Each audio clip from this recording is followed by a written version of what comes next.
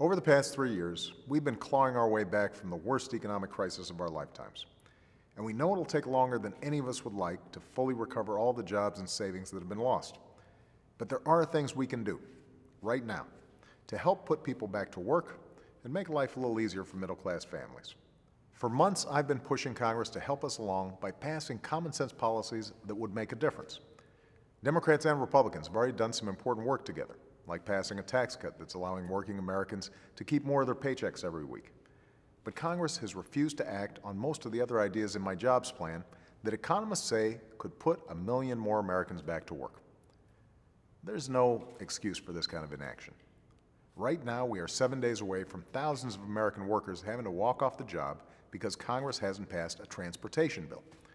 We're 8 days away from nearly 7.5 million students seeing their loan rates double because Congress hasn't acted to stop it.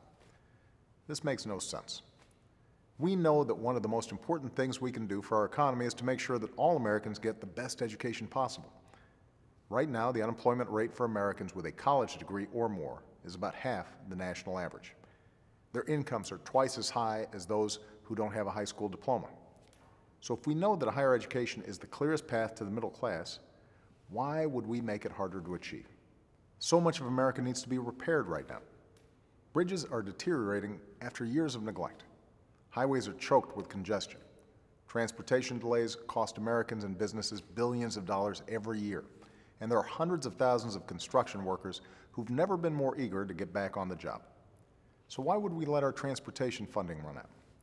This is a time when we should be doing everything in our power, Democrats and Republicans, to keep this recovery moving forward. My administration is doing its part.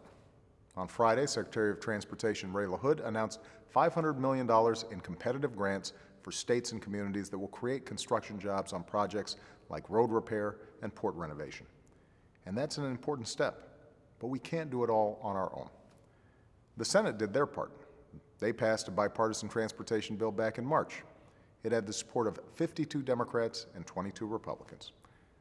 Now it's up to the House to follow suit, to put aside partisan posturing, end the gridlock, and do what's right for the American people. It's not lost on any of us that this is an election year, but we've got responsibilities that are bigger than an election. We answer to the American people, and they are demanding action. Let's make it easier for students to stay in college. Let's keep construction workers rebuilding our roads and bridges. And let's tell Congress to do their job. Tell them it's time to take steps that we know will create jobs now and help sustain our economy for years to come.